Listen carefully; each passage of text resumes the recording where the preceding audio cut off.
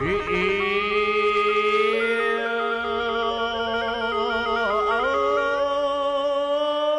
ើបអញ្ជើញគ្រូតូចគ្រូធំមកគ្រួង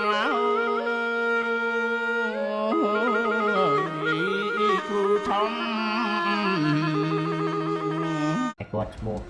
នេះហើយបងនេះគាត់បានបញ្ជាក់ថារឿងហេតុហ្នឹងគឺកើតឡើងនៅពេលដែលគាត់នឹងបានចេញឡានទៅលេងស្រុកនិយាយមកថាជិះឡានឆ្លូទៅលេងស្រុកណាហើយជំនាន់គាត់ហ្នឹងក៏មិនទៅជាឡាននៃល្អណាស់ណាដែរគឺឡានសាមញ្ញទេ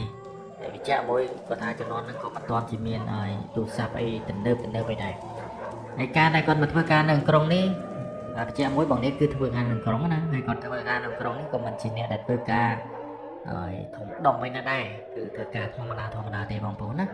ហើយធ្វើការគឺជាមួយនឹងបងប្អូនរបស់គាត់ម្នាក់ទៀតឈ្មោះនាតហើយបងនេះហ្នឹងគឺធ្វើការធម្មតាជាមួយគ្នាហ្នឹងហើយការធ្វើការហ្នឹងគាត់ថាធ្វើនៅក្រុងហ្នឹងគឺមួយឆ្នាំបានគាត់ទៅលេងស្រុកម្ដងដោយសារស្រុកគាត់ឆ្ងាយផងហើយណាមួយចំណូលដែលគាត់បានចូលមកហ្នឹងពីអ្នកបងរបស់គាត់ហ្នឹងក៏មិនសូវជាបានច្រើនប៉ុន្មានដែរសើយនិយាយថាបានបងចូលគ្នាទៅបញ្ជូនឲ្យម្ដាយរបស់គាត់ចឹងទៅហើយទុកខ្លះសម្រាប់ហូបចុកអីចឹងណាគាត់ថាសំណាងដែរដែលកន្លែងធ្វើការរបស់គាត់ហ្នឹងគេឲ្យកន្លែងសម្រាប់បើសិនជាអត់លៀនកន្លែងសម្រាប់វិញមិនដឹងថាពួកគាត់ហ្នឹងប្រផាយ៉ាងណាទេពួកការមកធ្វើការប្រាក់ខែគាត់តិចមែនតើប៉ុន្តែបងចូលគ្នាទៅគឺជួយទៅអ្នកតែច្រើនពេលថាគាត់ជួយទៅគ្រួសារច្រើនមែនតើអញ្ចឹងគាត់ថាមួយឆ្នាំបានគាត់ទៅលេងតែម្ដងគេទៅលេងញឹកមែនតើប៉ុន្តែសម្រាប់គាត់ពីរនាក់គឺអត់សូវសម្បូរលុយអញ្ចឹងការទៅលេងតែរបស់គាត់ហ្នឹងគឺមិនជាញឹកញាប់ទេបងប្អូនហើយដល់ពេលដល់កំណត់បុណ្យទានមួយគាត់ថាគាត់ពីរនាក់នេះហ្នឹងដល់ពីរនាក់ហើយនាតហ្នឹងក៏ទៅលេងផ្ទះបងនេះគាត់ថាគាត់ចង់ទៅលេងផ្ទះយូរហើយប៉ុន្តែដោយសារដូចខ្ញុំនិយាយខាងដើមអញ្ចឹងអត់សូវមានលុយអញ្ចឹងគាត់ថាពេលមួយឆ្នាំគាត់ក៏បានបុណ្យទានគាត់ក៏សុំមេគាត់ហ្នឹងទៅទាំងពីរនាក់បងប្អូនបងនេះគាត់ថាពេលហ្នឹងគឺចេញពីធ្វើការមករៀងហើយវាមិនទៅជ្រេប្រហែលទេប៉ុន្តែគាត់ថាគាត់សុំមេចេញមុនណាតាមពិតត្រូវចេញដល់ល្ងាចទៅប៉ុន្តែមេគាត់សុំមេគាត់ថាសុំចេញទៅថ្ងៃហ្នឹងមកទៅគាត់សុំចេញទៅពីល្ងាចអញ្ចឹងណាហើយតកែរបស់គាត់ហ្នឹងក៏ជាម្នាក់កំណាញ់អីដែរបងប្អូនអត់ជាអ្នកកំណាញ់អីទេឃើញបងនេះគាត់ធ្វើការយូរហើយដែលដូចតែមិនបានទៅផ្ទះទៅសម្បែងគេណាអញ្ចឹងតកែរបស់គាត់ហ្នឹងក៏ឲ្យបងនេះនិងបងមានហ្នឹងចេញមុនដែរហើយពេលដែលបានចេញមុនគាត់ថាបើយើងនិយាយពីអារម្មណ៍វិញគាត់ថាអារម្មណ៍របស់គាត់គឺនៅផ្ទះបានហើយហ្នឹងដូចថាអារម្មណ៍ដែលយើងខានទៅផ្ទះយូរណាប៉ុន្តែនៅពេលដែលគាត់មានហើយ plan ទៅផ្ទះនេះដឹងថ្ងៃហ្នឹងគាត់ទៅផ្ទះគាត់ថាគាត់តែចេញពីធ្វើការអារម្មណ៍របស់គាត់គឺទៅដល់ផ្ទះបាត់ហើយគាត់ដឹងតែគាត់ទៅធ្វើអីណាអានេះអារម្មណ៍ទេអញ្ចឹងគាត់ថាពេលដែលគាត់ចេញពីកន្លែងធ្វើការមកគាត់រត់ទៅផ្ទះបន្តិចដើម្បីប្រមូលកៅអៅណារៀបចំកៅអៅមួយចំនួនដើម្បីចេញឡានទៅរកឡានជិះគាត់ថាពេលហ្នឹងក៏នាំគ្នាទៅផ្ទះហើយរៀបចំឲ្យបានហើយក៏ចេញទៅរកម៉ូតូជិះដើម្បីទៅរកកន្លែងចំណតឡានណានៅពេលដែលគាត់ទៅដល់ចំណតឡានគាត់ថាពេលហ្នឹងគឺល្ងាចមិនថាល្ងាចទេម៉ោង2ម៉ោង2ចុះបងប្អូនម៉ោង2អញ្ចឹងគាត់ថាពេលហ្នឹងក៏គាត់ទៅរកឡានចេញនេះណាចេញទៅខេត្តរបស់គាត់នៅពេលដែលគាត់ទៅរកទៅគឺឃើញឡានមែនហើយឡានហ្នឹងគឺមនុស្សពេញហើយបងប្អូនម៉ោង2គេរៀបចេញហើយគាត់ថាពេលហ្នឹងគាត់ថារៀបចេញគឺគាត់សុំទៅជាមួយបងប្អូនពេលថាគាត់សុំទៅដែរណាគាត់ថាពេលហ្នឹងគឺមិនជាតលីប្រមាណទេប៉ុន្តែតកងឡានគេចេះតែញ័រទៅដោយសារចង់បានលុយផងហើយខេត្តរបស់គាត់ក៏ឆ្ងាយដែរប៉ុន្តែតកងឡានហ្នឹងក៏ប្រាប់ដែរថាអ្នកខ្លះគេចុះពាក់កណ្ដាលផ្លូវទេអញ្ចឹងវាមិនជាបញ្ហាទេណាអញ្ចឹងគាត់ថាពេលហ្នឹងគឺឡានហ្នឹងគឺត្រូវជូនគេដល់ផ្ទះនិយាយបំបត្តិថាឡានហ្នឹងគឺមានសេវាមួយគឺជូនដល់ផ្ទះជូនយ៉ាងណាក៏ដល់ផ្ទះដែរអញ្ចឹងគាត់ថាពេលហ្នឹងគឺគាត់ជិះចេញទៅហើយគាត់ថាពេលដែលគាត់ចេញទៅហ្នឹងអារម្មណ៍គឺហាបាត់ហើយបងដល់ស្រុកបាត់ហើយអញ្ចឹងគាត់ថាចេញទៅអញ្ចឹងទៅមេក៏កាន់តែរបៀបថាយើងចេញម៉ោង2ជីបានម៉ោងអញ្ចឹងទៅគាត់ថាមេចាប់ដើមរៀងជ្រេថ្ងៃតិចណាហើយគាត់ថាពេលហ្នឹងក៏ជិះទៅដល់ពាក់កណ្ដាលវាថាចិត្តពាក់កណ្ដាលផ្លូវទៅក៏មានបងប្អូនគឺក៏ពូមីងហ្នឹងគាត់ចុះបដាដែរអញ្ចឹងឡានក៏ចេះតែធូរតិចណាអញ្ចឹងគាត់ថាពេលហ្នឹងគាត់នៅដំបងគាត់អង្គុយនៅក្រោយនៅជាមួយនឹងក្មេងប្រុសម្នាក់ហើយក្មេងប្រុសហ្នឹងនៅពេលដែលគាត់ឡើងទៅអង្គុយជាមួយនឹងក្មេងប្រុសហ្នឹងគាត់ខ្ញុំភ្លេចនិយាយណាជាមួយក្មេងប្រុសហ្នឹងគាត់ថាក្មេងប្រុសម្នាក់ហ្នឹងគឺអត់សូវចេះនិយាយស្ដីអីទេគឺស្មៀកណាអត់ចេះនិយាយស្ដីនិយាយមួយម៉ាត់ទៅដូចជាមនុស្សមិនសូវជារាក់ទាក់អីគាត់ថាស្មឹកហ្មងគាត់នៅហ្នឹងគឺគាត់សួរផងឲ្យផងប៉ុន្តែអត់ឆ្លើយទេបងនេះគាត់ថាពេលហ្នឹងគឺសួរដែរប៉ុន្តែពេលនេះគាត់ឆ្លើយហ ហើយគាត់ក៏អង្គុយជាមួយបងប្អូនគាត់ណានៅក្រោយនឹងជុំគ្នាទៅគាត់ថាពេលហ្នឹងទាំងពីរទាំងបងប្អូនសួរម្នាក់ប្រុសពេលមីប្រុសម្នាក់ហ្នឹងដែរតែគេអត់ឆ្លើយឲ្យស្ដីគាត់ក៏ឈប់និយាយស្ដីទៅអញ្ចឹងគាត់ថាពេលហ្នឹងក៏ចុះបដាទៅឡាននោះក៏ចេះតែទលាតិចតងអញ្ចឹងគាត់ថាពេលហ្នឹងក៏វាផ្លូវឆ្ងាយបងប្អូនផ្លូវឆ្ងាយផងគាត់ថាពេលហ្នឹងគឺម្នាក់គឺល្ងុយដេកមែនតើហើយគាត់ក៏អត់បានដេកជាមួយនឹងគេដែរគាត់ថាល្ងុយដែរប៉ុន្តែគឺញ៉ាត់លក់ដោយសារអារម្មណ៍របស់គាត់ហ្នឹងគឺនៅផ្ទះបាត់ហើយអញ្ចឹងគាត់ថាពេលហ្នឹងក៏ចាប់ផ្ដើមជូនទៅអំប្រុសអំស្រីមកគូប្តីប្រពន្ធរបស់គាត់ណាជូនទៅក្នុងជូនទៅផ្ទះគាត់គាត់ថាម៉ោងពេលហ្នឹងគឺម៉ោង4ជាងហើយបងប្អូនម៉ោង4ជាងទៅជូនអំប្រុសម្នាក់ហ្នឹងទៅផ្ទះរបស់គាត់ទៀតហើយតម្លៃថ្លៃថ្នូរគឺតាមផ្ទះដែរណាគាត់ផ្ទះណាឆ្ងាយអីចឹងទៅគេយកថ្លៃចឹងហ្នឹងអញ្ចឹងគាត់ថាពេលហ្នឹងក៏ជូនទៅដល់វាថាចេញដំណើរជូនអំប្រុសអំស្រីទៅផ្ទះហើយនៅពេលដែលជូនដំណើរទៅគាត់ថាផ្លូវដែលចូលទៅផ្ទះអំប្រុសអំស្រីហ្នឹងគឺផ្លូវមិនជាធំណាស់បងមិនធំទេរបៀបតែផ្លូវលំណាហើយសងខាងនៃផ្លូវគឺពោពេញទៅដើមឈើបងពោពេញដើមឈើមែនតើដូចតែពេលដើមឈើដុះសងខាងផ្លូវនិយាយមួយម៉ាត់ថាវាស្រក់មើលមើលខាងក្រោមហ្នឹងអត់មើលឃើញធ្លុះទេឃើញតែដើមឈើទេបងប្អូនហើយផុតពីលើទៅគឺសិតតែដើមឈើធំអញ្ចឹងទៅអញ្ចឹងគាត់ថាពេលហ្នឹងគឺតិចស៊ីបបងប្អូនគាត់ក៏លន់មកថាអ៊ំផ្ទះអ៊ំចូលទៅតិចស្រួលម៉េចអ៊ំម្នាក់នេះក៏សើចបែរមកឲ្យសើចឯសារសើចរបស់អ៊ំប្រុសម្នាក់ហ្នឹងគឺរបៀបថាញ៉ាំស្មើបងប្អូនញ៉ាំស្មើដោយញ៉ាំរបៀបថាមើលមកគាត់ហើយញ៉ាំស្មើហើយក៏បែរទៅវិញទៅហើយក៏ធ្វើធំបុកធម្មតាទៅគាត់ថាវាប្លែកហើយបើងាកមកមើលប្អូនប្រុសម្នាក់ណាក៏ប្លែកដែរអត់និយាយអស្ដីទេពេលហ្នឹងគាត់ថាគាត់ក៏ឡើងមកខាងមុខណាតែសារគេចុះច្រើនគាត់ក៏ឡើងមកកៅអីខាងមុខទៀតទៅអញ្ចឹងក្មេងប្រុសម្នាក់ហ្នឹងគឺអង្គុយតែម្នាក់ឯងទេបងប្រុសម្នាក់ហ្នឹងអញ្ចឹងគាត់ថាពេលដែលគាត់ជូនអ៊ំស្រីម្នាក់ហ្នឹងទៅជិះកាន់តែយូរទៅហើយទៅកងឡានក៏គាត់សួរអ៊ំប្រុសអ៊ំស្រីហ្នឹងដែរថាអ៊ំហើយតែអ៊ំដល់នៅឆ្ងាយអ៊ំមិនថៃមកខ្ញុំតិចទៅមកចង់មកជ្រៅដែរអ៊ំប្រុសអ៊ំស្រីម្នាក់ហ្នឹងគាត់ថាអត់អីទេចាំថែមលុយឲ្យអញ្ចឹងណាព្រោះគាត់ក៏យល់ដែរវាឆ្ងាយមែនអញ្ចឹងគាត់ថាពេលហ្នឹងក៏ជិះរហូតដល់ផ្លូវមួយទៀតប៉ុន្តែទៅដល់កន្លែងផ្លូវទូចមួយហ្នឹងអ៊ំប្រុសអ៊ំស្រីហ្នឹងក៏ឲ្យតកងឡានហ្នឹងឈប់ឡានអាហ្នឹងទៅតែគាត់ចុះនៅត្រឹមហ្នឹងហើយនៅពេលដែលតកងឡានទាំងគាត់អីមើលទៅជុំវិញនឹងទាំងអស់អត់មានឃើញផ្ទះសំបីតែមួយបងប្អូនអត់ឃើញផ្ទះសំបីតែមួយតកងឡានក៏គាត់សួរទៅអ៊ំប្រុសអ៊ំស្រីថាអ៊ំផ្លូវហ្នឹងទៅមុខទៅដល់ណាវិញអ៊ំប្រុសអ៊ំស្រីហ្នឹងក៏គាត់ថាបើជិះទៅដល់ហ្នឹងគឺទៅដល់ក្នុងភូមិរបស់គេប៉ុន្តែទៅដល់ក្នុងភូមិហ្នឹងក៏យើងត្រូវត្រឡប់មកវិញដើម្បីទៅផ្លូវធំវិញដែរគាត់និយាយចឹងណាដល់ពេលដែលនិយាយចឹងហើយតកងឡានហ្នឹងក៏គាត់គិតថាមិនបាច់ទៅមុខទៀតទេបើសិនជាទៅហើយនៅតែត្រឡប់មកក្រោយវិញណាអញ្ចឹងគាត់ក៏រៀបចំឲ្យបានបងអ៊ំស្រីហ្នឹងដាក់អ៊ំស្រីនៅហ្នឹងទៅហើយគាត់បំរុងចេញឡានអ៊ំប្រុសម្នាក់ហ្នឹងហើយនឹងអ៊ំស្រីក៏ដើរហើយចេញពីឡានរបស់គាត់ដើរសម្ដៅទៅផ្លូវទូចមួយផ្លូវទូចហ្នឹងគឺអាចដើរបានតែមនុស្សទេបងប្អូនម៉ូតូក៏អាចជិះបានដែរប៉ុន្តែគាត់ថាបើសិនជាមើលមែនតើក៏ពិបាកជិះបានហើយក៏មិនស្រួលជិះប្រហែលដែរម៉ូតូនោះហើយអ៊ំស្រីអ៊ំប្រុសម្នាក់ហ្នឹងក៏ចូលទៅដល់កន្លែងព្រៃចិត្តផុតហើយហ្នឹងគាត់ក៏ងាកមកទៅកងឡានហើយនឹងបងនីណាបក់ដៃឥឡូវវាថាមិនមែនបក់ដៃឯងបាយណាប៉ុន្តែការបាយរបស់គាត់វល់មែនតើមែនតើគាត់តែមកព្រិចភ្នែកវាថាគាត់ងាកមកខ្មៅកលេចទៅវិញអ៊ំប្រុសអ៊ំស្រីពីរនាក់ហ្នឹងបាត់ឈឹងប៉ុន្តែពួកគាត់អត់គិតអីច្រើនទេដោយសារអីនៅជុំវិញឬក៏ផ្លូវចូលទៅក្នុងផ្ទះអ៊ំប្រុសអ៊ំស្រីហ្នឹងវាសិតតែដើមឈើបងប្អូនសិតតែដើមឈើសិតតែអីចឹងផ្លូវវាទូចអញ្ចឹងមានន័យថាគាត់អ៊ំប្រុសអ៊ំស្រីដើរតែបន្តិចទៅក៏ផុតនឹងដែរអញ្ចឹងតកងឡានតែគាត់ហ្នឹងក៏ចាប់ផ្ដើមចេញតែហើយនៅពេលដែលចេញដំណើរទៅគាត់ថាពេលនេះគឺអស់ហើយនៅសល់តែគាត់ហើយនៅសល់តែបងនីហើយនឹងប្អូនរបស់គាត់ទេហើយនឹងក្មេងប្រុសម្នាក់ទៀតគាត់ក៏ស្រែកសួរទៅវិញក្មេងប្រុសម្នាក់ទៀតដែលនៅក្រោយហ្នឹងសួរថាបងហើយអូនឯងចង់ណាវិញពេលហ្នឹងតកងឡានហើយនៅព្រូហ្នឹងគាត់ងាកមើលបងនេះងាកមកមើលបងនីដូចឆ្ងល់អញ្ចឹងទៅបងនីហ្នឹងក៏គាត់ងាកមកមើលតកងឡានហើយញ៉ាំដាក់តកងឡានទៅតកងឡានឃើញអញ្ចឹងគាត់ក៏សើចដាក់ហើយគាត់ក៏បែរទៅវិញទៅប៉ុន្តែគាត់មើលអាកប្បកិរិយាឬក៏គាត់មើលទៅតកងឡានហើយនឹងព្រូហ្នឹងតែងតែមើលទៅកញ្ចក់មើលក្រោយ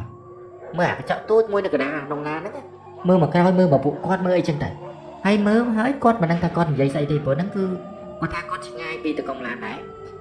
គេនិយាយស្អីក៏គាត់មិនដឹងដែរចឹងគាត់ថាពេលហ្នឹងក៏គាត់គិតរៀងអាក្រក់ដែរគាត់គិតថាតិចតកងឡានចាំធ្វើស៊ីពួកយើងអីចឹងណាមកដល់ព្រៃយ៉ាងចៅដែរតកងឡាននេះក៏គាត់សួរមក បងនេះនឹងបងនេះតាចុះបងឯងចុះណាបងនេះហ្នឹងគាត់នឹងចុះនៅចិត្តក្រុងវាទៅដល់ខេត្តបគាត់ហើយនៅក្រុងហើយអាទីរំខានហើយចុះតែមិនតិចទៅគឺដល់តែបគាត់ហើយអញ្ចឹងតកងឡានណាក៏អូខេដែរក៏នាំគ្នាជិះចេញមកវិញដែរហើយការជិះចេញមកវិញបោះតកងឡានក៏ថាមេឃនោះក៏កាន់តែជ្រេមែនតែដោយសារនៅនឹងគឺសម្បូរនឹងព្រៃឈើពេកអញ្ចឹងមេឃគឺឆាប់អាងឹតមែនតែគាត់ថាម៉ោងប្រហែលជា5ជាង7:06ទេប៉ុន្តែមេឃចាប់ដើមនឹងងឹតចូលតែមែនតែគាត់ថាពេលហ្នឹងគឺចាប់ដើមមើលអ្វីលែងឃើញមែនថាមើលអ្វីលែងឃើញទេមើលទៅឃើញព្រមតែប៉ុណ្្នឹងឯងគាត់ថាពេលហ្នឹងគឺលង្កឹតមែនតែអញ្ចឹងនាំគ្នាជីចេញមកតែពួកគាត់ឯហ្នឹងគាត់ថាប្រហែលជាបន្តិចទៀតទៅដល់ហើយព្រោះមកដល់ពាក់កណ្ដាលផ្លូវហ្នឹងជិះតែបន្តិចទៀតដល់ទីហើយគាត់ថាពេលហ្នឹងក៏នាំគ្នាចេញទៅកងឡានហ្នឹងក៏នាំគ្នាចេញឡានរបស់គាត់ចេញមកនៅពេលដែលចេញមកជីអញ្ចឹងទៅគាត់ថាជីចុះជីឡើងបងនេះហើយអ្នកមួយនេះនៅក្រោយនេះគាត់ក៏ប្រាប់ទៅកងឡានណាបងឯងជីចុះជីឡើងខ្ញុំថាដូចជានៅកន្លែងដែរគាត់និយាយអញ្ចឹងណាបងឯងជីចុះជីឡើងដូចជានៅកន្លែងដែរទៅកងឡានគាត់តបហើយក៏គាត់ក៏លេចឆ្វេងទៅស្ដាំគាត់ថាមែនអីអូនគាត់ក៏លេចឆ្វេងទៅស្ដាំគាត់ថាគឺជានៅឲ្យពិតជានៅកន្លែងដែរមែនហើយកន្លែងដែរហ្នឹងគឺជាកន្លែងនេះបងប្អូនជាកន្លែងដែលដាក់តាយាយ2នាក់ហ្នឹងគឺជីចុះជីឡើងគឺមកឈប់កន្លែងតាយាយនឹងចន់ដែរជីចុះជីឡើងគាត់ថាឈប់មកឈប់នឹងហើយកន្លែងតាយាយចន់ដែរគាត់ថាពេលដែលចុងក្រោយដែលគាត់ជីមកភាសាទៀតនេះដែលគិតថាវាវែងណាគាត់ក៏លេចទៅមើលកន្លែងអ៊ំប្រុសអ៊ំស្រីហ្នឹងនៅពេលដែលគាត់ក៏លេចទៅគឺគាត់ឃើញអ៊ំប្រុសអ៊ំស្រីទឹកពីរនាក់ឈរបាយគាត់គាត់ថាពេលហ្នឹងគាត់តែឃើញអញ្ចឹងគាត់ព្រឺរុងមកហើយព្រឺសម្បល់ហើយគាត់តែឃើញអញ្ចឹងគាត់ក៏ប្រាប់ទៅកងឡានថាបងកន្លែងហ្នឹងដូចជាកន្លែងដាក់អ៊ំប្រុសអ៊ំស្រីហ្នឹងតាពេលហ្នឹងគាត់បំនីគាត់និយាយអញ្ចឹងទៅកងឡានឲ្យព្រូចាប់ដើមចាក់ខ្លួនព្រឺហើយក៏លេចទៅមើលដូចអ្វីដែរបំនីមើលអញ្ចឹងគាត់នៅមើលហើយទៅកងឡានឲ្យព្រូអត់និយាយស្ដីជន់ឡានទៅមុខទៀតគាត់ថាពេលហ្នឹងគឺជន់ឡានទៅមុខទៀតគាត់ថាគាត់នៅឃើញអ៊ំប្រុសអ៊ំស្រីបក់ដៃគាត់ព្រឺសម្បល់មែនតើហើយថ្ងៃពេលហ្នឹងគឺចំជាពេលដែលមានថ្ងៃបែបមានប្រចាំដែរហើយវាថាវាមិនលង្កត់ស្លុបទេណាប៉ុន្តែនៅពេលដែលប្រឡប់តិចហ្នឹងគឺវាលង្កត់ហើយប៉ុន្តែគាត់ថាពេលហ្នឹងគឺគាត់ជិះវិញរហូតដល់ម៉ោងជា7ជាងហើយគាត់ថាពេលហ្នឹងក៏មានប្រឆាំងរះតិចដែលអាចបំភ្លឺនិយាយបើមិនថាមិនភ្លើមិនមើលភ្លឺពេញហ្នឹងទាំងអស់ទេប៉ុន្តែអាចមើលឃើញដែរណាអញ្ចឹងគាត់ថាពេលហ្នឹងគឺគាត់អាចមើលបរិវេណហ្នឹងទាំងអស់ហើយគាត់ថាមើលទៅអាប្អូននៅខាងក្រោយហ្នឹងគឺវាអត់ចេះស្អីទាំងអស់ទោះជាវិញប្រហែលដងក៏ដោយក៏វាអត់ខ្វល់ដែរវានឹងអង្គុយធម្មតាចឹងបងនេះក៏អត់និយាយទៅស្ដីទៅវាដែរយើងគាត់និយាយតែពីអ្នកប្អូនគាត់ណាអញ្ចឹងទៅកងឡានហើយនឹងព្រូនេះក៏ចេះតែជជែកគ្នាដែរហើយក៏ចេះតែបើកបន្ទោទៅបងនេះក៏ថាបងឯងចាំផ្លូវនឹងអត់មិនក៏បងឯងបើកវិញអញ្ចឹងផ្លូវដូចជាមកតាមកច្រកទេហេតុអីក៏បងឯងជិះចុះជិះឡើងនៅតែកន្លែងដែរអញ្ចឹងទៅកងឡានក៏ថាបងអត់ដឹងទេបងប្អូនណាជិះចុះជិះឡើងដែរជិះឡើងដែរគាត់ថាពេលហ្នឹងក៏ចេញដំណើរទៅទៀតទៅហើយនៅពេលដែលគាត់ចេញដំណើរទៅទៀតទៅគាត់ថាគាត់ជិះពេលហ្នឹងគាត់ថាគាត់អត់ដឹងថាផ្លូវហ្នឹងទៅណាទៅណីទេគាត់ក៏ជិះផ្លូវទៅត្រង់ដែលផ្លូវហ្នឹងគឺជាផ្លូវអ៊ំប្រុសនិយាយមិញថាបើសិនជាទៅត្រង់គឺអត់ទៅណាទេគឺចូលក្នុងភូមិអញ្ចឹងគាត់ថាពេលហ្នឹងក៏ជិះទៅត្រង់ទៅនៅពេលដែលគាត់ជិះទៅត្រង់ទៅគាត់អត់ដឹងថាគាត់ជិះទៅត្រង់ហ្នឹងទេគាត់គិតថាគាត់ហ្នឹងជិះត្រឡប់ក្រោយហើយព្រោះគាត់វែងទេបងប្អូនគាត់ក៏ជិះទៅត្រង់ទៅជិះទៅគាត់ថាចាប់ដើមឃើញផ្ទះគេមួយគាត់នៅឃើញផ្ទះគេមួយទាំងតកងឡានទាំងមងៀតគឺសប្បាយចិត្តមែនតើគឺសប្បាយចិត្តតែឃើញអ្នកភូមិឬក៏ភូមិមិនគេចឹងណាសនុកសួរគេអីចឹងដែរគាត់ថាពេលហ្នឹងក៏ជីទៅប៉ុន្តែគាត់ជីចិត្តផុតភូមិទៅហើយតែអត់ឃើញមនុស្សសំបីតែម្នាក់អត់ឃើញមនុស្សទេណាបងប្អូនគាត់បងនីហើយនឹងបងនៀតឬក៏តកងឡាននេះក៏ពិភាក្សាគ្នាដែរ4នាក់ហ្នឹងពិភាក្សាគ្នាគាត់ក៏និយាយថាជីឡើងផុតភូមិលើហើយអត់ទាន់ឃើញអ្នកភូមិសំបីតែម្នាក់តកងឡានគាត់និយាយលឺណាព្រោះគាត់ខ្លាចដែរគាត់ក៏និយាយលឺតិចដែរបងនេះគាត់ថាមែនតាបងប៉ុន្តែប្រហែលជាម៉ោង7ជាងពួកគាត់ឡើងទៅសម្រាប់ហើយមកទៅគាត់ក៏និយាយចឹងតកងឡានក៏តបវិញថាប្រហែលជាចឹងដែរអូនណាអញ្ចឹងគាត់ថាពេលហ្នឹងក៏គាត់ជីដើម្បីរកឲ្យតែឃើញមនុស្សណាម្នាក់សំណុកសួរថាត្រឡប់ផ្លូវត្រឡប់ក្រោយហើយទៅតាមណាឬក៏អីចឹងណាអញ្ចឹងគាត់ថាពេលហ្នឹងក៏ជីទៅរហូតដល់ផុតភូមិហើយអត់ឃើញមានមនុស្សទៀតគាត់ថាពេលហ្នឹងគឺគាត់ប្លែកមែនទេពេលដែលផុតភូមិហើយវានៅសល់តែផ្លូវទូចតែប៉ុណ្្នឹងឯងបំបីទៅវាស្រែឬក៏ទៅអីចឹងណាអញ្ចឹងគាត់ក៏ត្រឡប់មកក្រោយទៅគាត់ទៅឡានគាត់ទៅអត់កើតទេមកទៅកើតទៅទៀតបងប្អូនទៅកើតទៅទៀត គាត់ក៏ត្រឡប់ក្រោយវិញនៅពេលដែលគាត់ត្រឡប់ក្រោយមកវិញបងប្អូនហើយគាត់ថាអ្វីដែលគាត់ឃើញមុនហ្នឹងវាប្លែកពីអ្វីដែលគាត់ត្រឡប់មកក្រោយមែនទែនអ្វីដែលគាត់ឃើញស្ងាត់ជ្រាបបែរទៅជាមនុស្សអ៊ូអរមែនទែនសូម្បីតែក្មេងក៏រត់លេងទាំងដែលម៉ោងប្រហែលជា7ជាង8ហើយក្មេងពេញនៅរត់ធម្មតារត់លេងចង់រត់លេងឡើងហើយចាស់ហ្នឹងក៏នៅតែជែកគ្នាដើរពេញតែផ្លូវហ្នឹងទាំងដែលគាត់មកមិញគឺវាស្ងាត់មែនទែនហើយបើឆ្កែវិញលូហេងពេញហ្នឹងពិតថាអ្នកភូមិនៅហ្នឹងវានេះមែនប៉ុន្តែវាឆ្កែវាមិនព្រុសវាបែរទៅជាលូវិញបងប្អូនទាំងស្រាប់ហើយនៅពេលដែលឆ្កែលូច្បាស់ជាវាឃើញស្អីមួយហើយបងនេះគាត់ថាអត់ស្រួលទេគាត់មានអារម្មណ៍ថាដូចជាព្រឺក្បាលព្រឺសម្បុរហើយគាត់ក៏របៀបថាគាត់អង្គុយនៅខាងក្រោយគាត់អាចមើលឃើញឬក៏គាត់អាចមើលកັບកិរិយាអ្នកភូមិបានច្រើនគាត់ថាពេលហ្នឹងគឺគាត់ក៏លេងចុះគាត់ដើរទៅផ្នែកគាត់ជាប់នឹងកញ្ចក់គាត់ថាពេលហ្នឹងគឺគាត់មើលទៅខាងក្រៅទៅគាត់ថាមនុស្សម្នាដែលដើរនៅនេះគឺមុខមាត់របស់គេគឺសម្ពូនមែនទេអត់សើចអត់ញញឹមអីទេប៉ុន្តែសំឡេងវាបែរទៅជាអាយទៅវិញដូចថាមិននិយាយគ្នាឲ្យខ្លាំងទេមិនហាប់មាត់ទេប៉ុន្តែលឺសំឡេងជជែកគ្នាអញ្ចឹងវាអាយពេញភូមិទាំងអស់ប៉ុន្តែមើលមុខមើលមាត់របស់គេគឺអត់ថើទេអ្នកខ្លះឈរទៅមុខគ្នាហើយក៏អត់និយាយនិយាយថាអត់ឃើញនិយាយគ្នាទេប៉ុន្តែសំឡេងគឺលឺគាត់ថាពេលហ្នឹងគាត់ក៏កលេចមកមើលអាប្អូននៅខាងក្រោយហ្នឹងអាប្អូននៅខាងក្រោយធម្មតាវាអង្គុយធម្មតាអត់ខ្វល់គាត់ថាពេលហ្នឹង2នាក់តែ2នាក់ប្អូនឬក៏4នាក់តកងឡានហ្នឹងនិយាយថាគាត់ព្រឺសបល់តែតកងឡានគាត់ដឹងទេណាគាត់ក៏សួរថាបងឯងដូចខ្ញុំអត់យើងមកមិនស្ងាត់មែនទេប៉ុន្តែហេតុអីក៏យើងត្រឡប់មកវិញបែរជាមនុស្សម្នាច្រើនយ៉ាងហ្នឹងបងតកងឡានគាត់គិតដូចគ្នាចឹងគាត់ថាមែនតែប្លែកវិញស្ងាត់តែជ្រាបហ្នឹងប្រហែលជាចាំថ្ងៃវារះហើយវាថាចាំប្រច័នពេជ្រវាថាពេជ្រពន្លឺតិចណាដើម្បីចាញ់មកលេងជាមួយកញ្ចាំងមិនគាត់និយាយតបជាមួយនឹងបងនេះណាហើយបងនេះគាត់ថាប្រហែលជាអញ្ចឹងឯងបងឯងអាចសួរគេមើលឈប់ឡានសួរគេមើលគាត់ថាពេលដែលគាត់ឈប់ឡានទៅគាត់ក៏សួរទៅអង្គប្រុសម្នាក់ហើយដល់ពេលគាត់សួរអង្គផ្លូវទៅមុខជិះយ៉ាងម៉េចបានដល់ផ្លូវធំផ្លូវសួរផ្លូវអីចឹងណាអង្គប្រុសម្នាក់ហ្នឹងគាត់ចង្អុលទៅលើទៅឥឡូវវាថាទៅមុខចឹងណាចង្អុលទៅមុខចឹងអត់និយាយស្ដីសំបីតែមួយម៉ាត់មករកពួកគាត់ហើយពេលហ្នឹងគាត់ថានៅក្នុងភូមិហ្នឹងក៏ពេលដែលគាត់ត្រឡប់មកវិញហ្នឹងក៏មានភ្លើងដែរប៉ុន្តែភ្លើងហ្នឹងមិនមែនភ្លើងពូលភ្លើងអីទេបងប្អូនជាភ្លើងចង្កៀងដែលដុតតាមផ្ទះមួយចឹងណា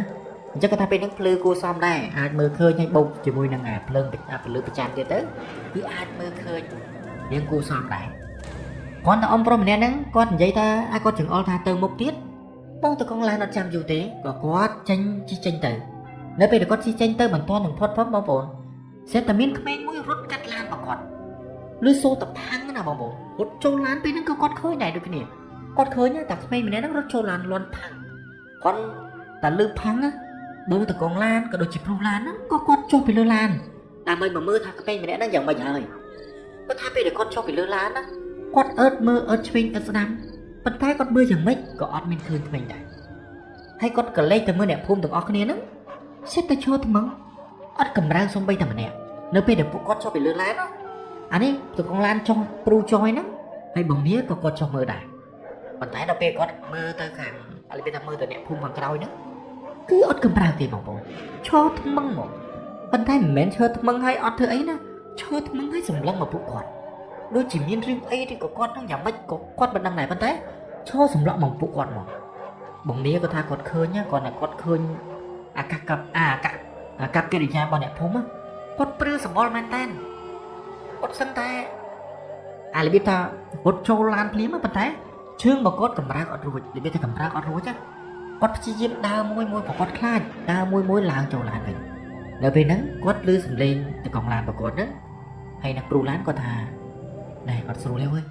មិនចេញលឿនណាគាត់និយាយចឹងណាមិនចេញលឿនតែគាត់ថាពួកគាត់ហ្នឹងគាត់បើកឡានចេញទៅនៅពេលដែលគាត់បើកឡានចេញទៅគាត់ថាឡានរបស់គាត់នេះដែលសុកជិះស្រួលហ្នឹងណាស្រាប់តែវាមានបញ្ហារបៀបថាវាខូចទេវាខូចភ្លាមអាលុតភ្លាមហ្មងអាលុតភ្លាមដែរមិនចេះអីសោះប៉ុន្តែពេលហ្នឹងគាត់ថាគាត់ចេញពីភូមិហ្នឹងបានរៀងគួរសមដែរចេញបានរៀងគួរសមណាអញ្ចឹងគាត់ថាពេលហ្នឹងក៏អាលុតឡានទៅហើយអាលុតបងប្អូនដែរអាលុតមិនណាអាលុតចំកណ្ដាលព្រៃគាត់ថាពេលហ្នឹងគឺពិបាកមែនទេតកងឡានគាត់ថាពេលហ្នឹងគឺគាត់ចុះមកមើលគាត់ថាយេសយមែនទេវិញនៅសល់តែបងប្អូនឯងមួយទៀតទេចប់ហើយ ប៉ុន្តែវាបែរជាខូចឡានទៅវិញគាត់ថាពេលហ្នឹងក៏ចុះមកមើលឡានទៅចុះកេះគៀវចុះឡើងទៅគាត់ថាធ្វើយ៉ាងម៉េចក៏មិនឆេះធ្វើមិនក៏មិនឆេះដែរប៉ុន្តែអ្វីដែលប្លែកមួយទៀតឡានដែលគាត់ឈប់ហ្នឹងអាលុតហ្នឹងបងប្អូននឹងគាត់ឈប់នៅចំកន្លែងណាគឺគាត់ឈប់ចំកន្លែងអ៊ំប្រុសអ៊ំស្រី2នាក់ដែលគាត់ឈប់មុនហ្នឹងបងប្អូនគឺឈប់ចំផ្លូវហ្នឹងគាត់ថាពេលហ្នឹងគ្រាន់តែមើលចុះមើលឡើងហើយព្រោះឡានហើយនឹងឲ្យតកងឡានក៏រត់ឡើងឡានវិញនៅពេលដែលរត់ឡើងឡានហើយបងនេះក៏គាត់និយាយទៅតកងឡានថាបងខ្ញុំថាដូចជាកន្លែងអ៊ំប្រុសអ៊ំស្រីគាត់តែនិយាយចឹងព្រាមតកងឡានគាត់គោកក្បាលងូកក្បាលណាបានមកស្ទុះសិតតែគាត់ឃើញមែនបងប្អូនគាត់ឃើញភ្លើង7មួយដើរចេញពីច្រកដែលអ៊ំប្រុសអ៊ំស្រីម្នាក់ហ្នឹងអាពីរនាក់ហ្នឹងឈប់ពីមុនហ្នឹងដល់ពេលគាត់កលេចចុះកលេចឡើងតកងឡានគាត់ថាពិតជាអ៊ំប្រុសម្នាក់ហ្នឹងមែនតែអត់ឃើញអ៊ំស្រីណាឃើញអ៊ំប្រុសម្នាក់ហ្នឹងដើរចេញមកគាត់ថាឃើញចឹងបងតកងឡានគាត់ខ្លាចដែរប៉ុន្តែនៅពេលដែលគាត់ឃើញអ៊ំប្រុសអ៊ំស្រីមកអាអ៊ំប្រុសម្នាក់ហ្នឹងមកគាត់គិតថាប្រហែលជាវាមិនអីទេគាត់ក៏ចុះពីលើឡានហើយទៅសួរអ៊ំប្រុសម្នាក់ហ្នឹងតែទៅសួរអ៊ំប្រុសណាប៉ុន្តែគាត់មិនទាន់បានសួរអ៊ំប្រុសគាត់អ៊ំប្រុសម្នាក់ហ្នឹងក៏សួរតបទៅវិញថាហើយឡានមួយឯងវាកើតអីនិយាយបែបហ្នឹងណាឡានមួយឯងវាកើតអីបងតកងឡានគាត់តបវិញថាឡានខ្ញុំវាអត់ដឹងយ៉ាងម៉េចទេអ៊ំវាអត់ឆេះសោះវាមកដល់ហ្នឹងក៏លុតយកតែម្ដងបងខ្ញុំអ៊ំប្រុសម្នាក់ហ្នឹងគាត់ថាចុះមួយឯងមិនក៏ជីចុះជីឡានមិននៅតែហ្នឹងចឹងហេតុអីក៏មិនជីត្រឡប់ទៅក្រោយទៅហើយមានជីទៅមុខអត់បងតកងឡានគាត់តបវិញថាគាត់ជីទៅមុខចេះតែអ៊ំប្រុសម្នាក់ហ្នឹងបដូរទឹកមកព្រាមគាត់ក៏សួរថាហើយចុះមិនក៏មួយឯងជីទៅខាងមុខហ្នឹងដែរអ៊ំប្រាប់ហើយថាក៏មិនឲ្យជីទៅមុខទេជីទៅវាអត់មានផ្លូវណាទៅទេបងតកងឡានក៏តបវិញថាខ្ញុំអត់ចង់ជីទៅមុខទេអ៊ំប៉ុន្តែខ្ញុំវិញខ្ញុំមិនដឹងថាទៅណាទេដល់តែពេលជីផុតភូមិហើយបានលើបដឹងថាផ្លូវហ្នឹងគឺជាផ្លូវដែលអ៊ំប្រាប់ថាទៅត្រង់គឺផ្លូវអ្នកភូមិប៉ុន្តែអ៊ំអត់បានហាមខ្ញុំទៅឲ្យទៅទេអ៊ំផងអ្នកហ្នឹងគាត់ថាអត់អីទេអញ្ចឹងជីឡានទៅមុខវិញទៅប៉ុន្តែតកងឡានគាត់ប្រាប់ទេថាឡានរបស់គាត់លែងឆេះហើយទៅមុខលែងរួចហើយអ៊ំផងអ្នកហ្នឹងក៏តបវិញថាទៅបើទៅឡើងបច្ចេកទៅគាត់ក៏ហឹមដាក់មែនតើគាត់ក៏ហឹមដាក់ណាគាត់តែក៏ហឹមដាក់បងតកងឡានក៏គាត់ឡើងឡានវិញឡើងឡានហើយបច្ចេកដាក់នៅពេលដែលគាត់បច្ចេកឡានគឺឆេះបងប្អូនឡានគឺឆេះណាប៉ុន្តែនៅពេលដែលឆេះឡានហើយសិតតែគាត់មើលទៅអ៊ំប្រុសបាត់អ៊ំប្រុសឈឹងអត់ដឹងទៅអ៊ំប្រុសម្នាក់ហ្នឹងបាត់ទៅណាទេគាត់ថាពេលហ្នឹងក៏ជីចេញទៅនៅពេលគាត់ជីចេញទៅគាត់ថាយើងឆ្ងាយគូសំគាត់ក៏ឃើញរបៀបថាផ្លឹមណាឃើញដូចមានភ្លើងមួយនៅខាងមុខដែរតែគាត់ថាពេលហ្នឹងគឺម៉ោងជ្រៅដែរហើយគាត់ថាអាចល្បាក់ម៉ោង9ដល់ហើយគាត់ថាពេលហ្នឹងបងនេះហើយដល់បងនេះគាត់ថាអើយបងហើយបងខ្ញុំងប់តម្រំទៅដល់ផ្ទះបែបភ្លឺហើយមើលទៅគាត់តែគាត់និយាយបែបហ្នឹងឡានរបស់គាត់ចាប់ផ្ដើមធ្វើទុកទៀតហើយពេលដែលគាត់ធ្វើទុកហ្នឹងគាត់ក៏គិតម្យ៉ាងទៀតថាភ្លើង7នៅខាងមុខហ្នឹងគាត់ធ្វើម៉េចជីឲ្យទៅឈប់នៅកន្លែងភ្លើង7ដែលឃើញភ្លឹមហ្នឹងណាអញ្ចឹងគាត់ថាពេលហ្នឹងក៏ជីតែក៏ទៅដល់ហ្នឹងនៅពេលទៅដល់ហ្នឹងអ្វីដែលគាត់ឃើញគឺជាសាលាឆទានមួយគឺជាសាលាឆទានមួយណាដែលរបៀបថាគេធ្វើសម្រាប់បងប្អូនស្នាក់នៅអ្នកដែលជីហត់អីចឹងសម្រាប់ស្នាក់នៅណាប៉ុន្តែវាស្ងាត់មែនទែនគឺសាលាឆទានហ្នឹងគឺវាស្ងាត់ណានៅជិតហ្នឹងគឺអត់មានអីទេអញ្ចឹងបានគេធ្វើជាសាលាឆទានហ្នឹងបងប្អូនពួកវាស្ងាត់ពេកអញ្ចឹងបើសិនតែយើងធ្វើសាលាឆទានទៅវាអាចឲ្យអ្នកដំណើរផ្សេងហ្នឹងមកឈប់នៅកន្លែងហ្នឹងដែរគាត់ក៏អត់គិតទៅឆ្ងាយដែរគាត់គិតថាអញ្ចឹងវិញណាអញ្ចឹងគាត់ថាពេលហ្នឹងក៏ចូលពីលើឡានហើយដើរជុំវិញឡានចុះឡើងគាត់ថាគាត់អាចអត់អាចធ្វើបានទេធ្វើយ៉ាងម៉េចក៏វាមិនឆេះដែរអញ្ចឹងពួកគាត់ហ្នឹងតកងឡានហើយនឹងព្រូហ្នឹងក៏ចុះទៅអង្គុយនៅសាលាចោទានហ្នឹងទៅហើយអ្វីដែលប្លែកមែនទែនបងនេះហើយបងនេះក៏គាត់ចុះដែរប៉ុន្តែនៅពេលដែលគាត់ចុះពីសាលាចោទានចុះទៅពីលើឡាននេះទៅសាលាចោទានហ្នឹងគាត់ថាក្មេងប្រុសមួយដែលជីនៅពីក្រោយគាត់វាអត់ព្រមចុះតាណាសោះវាអត់ព្រមចុះតាណាទេទោះជាមានរឿងអីក៏វាអត់ចុះតាណាអាចចុះតាណាដែរអញ្ចឹងគាត់ថាពេលហ្នឹងក៏ទៅអង្គុយនៅសាលាចោទានបានមកស្ទុះគាត់ថាពេលហ្នឹងគឺអត់ដឹងទៅធ្វើម៉េចទៀតទេសេតតែបានមកស្ទុះគាត់ថាគាត់ទៅកងឡានណាគាត់គិតមួយថាបើសិនជាយើងនៅអញ្ចឹងមានតែដេកនៅហ្នឹងទេហើយបងនេះហើយបងនេះណាគាត់ចាប់អារម្មណ៍នៅសាលាចោទានមួយចាប់អារម្មណ៍ថាសាលាចោទានហ្នឹងគឺវាចាស់មែនទេហើយវាសិតតែតលីណាវាសិតតែដីទាំងអស់ គាត់ថាផ្លាញ់មួយគឺសាលាចោទានហ្នឹងវាសិតតែ3ដូចថាមិនសូវមានជាមនុស្សដែលគេប្រើប្រាស់ណាមិនសូវជាមានមនុស្សប្រើប្រាស់ច្រើនអញ្ចឹងគាត់ថាពេលហ្នឹងគឺគាត់ទាំងព្រឺសម្បល់ដែរជាមួយនឹងសាលាចោទានហ្នឹងដែរគាត់ថាបានមកស្ទងគាត់មិនដឹងថាយ៉ាងម៉េចទេគឺមានបរិសុទ្ធ2នាក់ដើរមកបងប្អូនភ្លើង7ភ្លឺភ្លឹមតែមុនហ្នឹងគាត់ថាគាត់ឃើញភ្លើង7ទេសេតតែគាត់ឃើញភ្លើង7ទៅបងតកងឡាននេះគាត់ថាមានមនុស្សហើយវើយដើរបានមកផ្ទុះគាត់ដើរមកដល់នៅពេលដែលដើរមកដល់អ្វីដែលគាត់ឃើញគឺគាត់ឃើញមនុស្សប្រុស2នាក់ដើរមកគាត់តែឃើញអញ្ចឹងបងតកងឡានគាត់សប្បាយចិត្តមែនតើគាត់គិតថាបង2នាក់ហ្នឹងអាចជាជំនួយរបស់គាត់ហើយអញ្ចឹងគាត់ក៏សួរទៅបង2នាក់ហ្នឹងថាបងនៅហ្នឹងមានភូមិអ្នកស្រុកអត់ព្រោះគាត់ចេញពីភូមិនោះវាឆ្ងាយគួរសមដែរណាបងប្រុស2នាក់ហ្នឹងក៏គាត់សើចហើយថាមានទេបងគាត់សើចនិយាយថាសើចស្ញាញ់និយាយថារាក់ទាក់ណាហើយក៏គាត់តបវិញថាមានទេបងនៅខាងមុខភូមិស្រុករបស់ពួកខ្ញុំហើយគាត់បងនេះនៅនិយាយថាតកងឡានហ្នឹងក៏គាត់សួរវិញថាចុះនៅហ្នឹងមានតកងឡានមានជីងឡានមានអីអត់បង2នាក់ក៏តបវិញថាខ្ញុំមិនដឹងទេប៉ុន្តែនៅហ្នឹងដូចជាអត់មានទេបងអើយព្រោះភូមិខ្ញុំនៅហ្នឹងគឺដាច់សញ្ញាគួរសមដែរអញ្ចឹងប្រហែលជាអត់មានទេតកងឡាននេះនឹងព្រូគាត់គិតមួយថាចាប់ហើយចឹងឡានយើងហើយយើងធ្វើម៉េចឥឡូវនេះនេះហើយគាត់ថានៅកន្លែងដែលគាត់គេគឺអត់វាថានៅក្នុងឡានវាប្រហែលគេវាមុខហើយមួយទៀតនៅកន្លែងសាលាចោទីហ្នឹងវាអាចដេកបានប៉ុន្តែក៏វាមុខដែរវាប្រហែលនិយាយប្រហែលគេមកគាត់និយាយចុះនិយាយណាបង2នាក់គាត់តបទៅវិញថាគាត់គិតណាគាត់ថាគាត់តបចឹងទៅក៏បងប្រុស2នាក់ហ្នឹងក៏គាត់មិនដឹងថាគាត់ប្រហែលជាយល់ចិត្តប៉ុន្តែនិយាយគិតក្នុងចិត្តហ្នឹងគឺបងប្រុស2នាក់អត់លឺទេគឺគាត់តែគិតក្នុងចិត្តទេតែកងឡាន2នាក់ហ្នឹងណាអញ្ចឹងក៏បង2នាក់ហ្នឹងក៏និយាយមួយម៉ាត់ថាឥឡូវបងឯងមិនទៅភូមិខ្ញុំហ្មងទៅមិនទៅសម្រាប់នៅភូមិខ្ញុំទៅគាត់និយាយបែបហ្នឹងតកងឡានព្រូហើយនឹងបងនេះហ្នឹងមើលមុខគ្នាបានមកស្ទុះក៏នាំគ្នាអូខេតែហ្នឹងហើយអូខេទៅគាត់ថាហ្នឹងហើយបងឥឡូវខ្ញុំយកឲ្យបានតិចអញ្ចឹងក៏នាំគ្នាទៅយកឲ្យបានតិចទួយទេសម្រាប់ដូចថាមានកម្មាមានអីសម្រាប់ផ្លាយអញ្ចឹងណាអញ្ចឹងតកងឡានហ្នឹងក៏ទាញទ្វារបិទចាក់សោប៉ុន្តែមុនចាក់សោបងនេះហ៊ានបងនេះហ្នឹងក៏គាត់ស្រែកទៅបងតកងឡានថាបងណាអូននៅក្នុងឡានហ្នឹងមិនហៅវាចុះមកបងឯងវាដេកក្នុងហ្នឹងមែនស្រាប់តែតកងឡាននេះព្រុសមើលមុខនេះហើយក៏តបវិញថាហើយមានណាគេទៀតអូនមានតែអូនហើយនឹងព្រុសបងតាយើងមកឥឡូវហ្នឹងមាននៅតែ2នាក់អត់នៅតែ4នាក់ហ្នឹងតាគាត់តែឃើញចឹងបងនេះក៏តបវិញថាអត់ទេបងនៅក្រោយអូនហ្នឹងវាអង្គុយនៅកៅអីក្រោយបងឯងអាចមើលតិចទៅប៉ុន្តែដល់ពេលទៅតកងឡានព្រុសអីទៅអឺនមើលអត់ឃើញទេហើយបងនេះក៏គាត់ទៅអឺនមើលដែរដល់ពេលគាត់អឺនមើលដូចអ្វីដែលតកងឡាននិយាយចឹងគឺអត់មានឃើញអ្នកណាទេបងប្អូនអត់មានឃើញអ្នកណាទេអញ្ចឹងនៅពេលគាត់ឃើញចឹងបានត្រឹមតែឯក្បាលទេហើយក៏ដើរចេញទៅជាមួយនឹង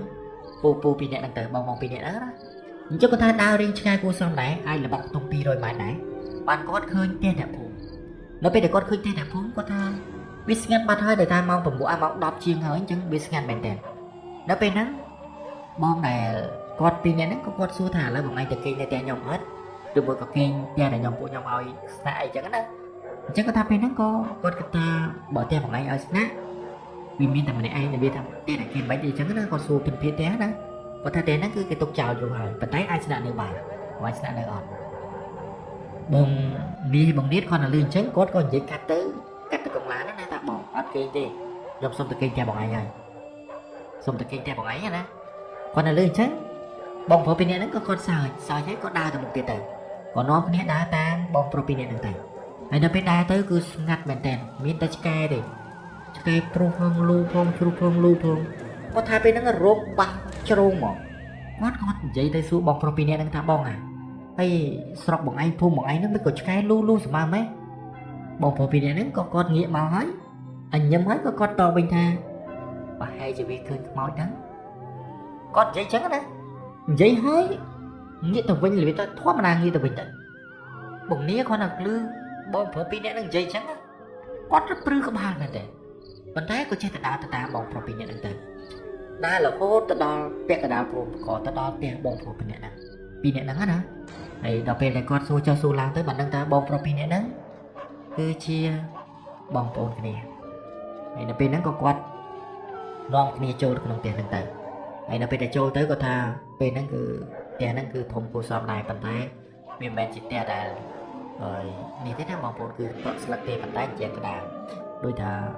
គេតម្រាំតែធ្វើបានវាថាគាត់អត់មានលុយធ្វើដំបូលធ្វើអីល្អអញ្ចឹងគាត់ប្រាក់ស្លឹកសិនណាឲ្យតែបានសិនទៅ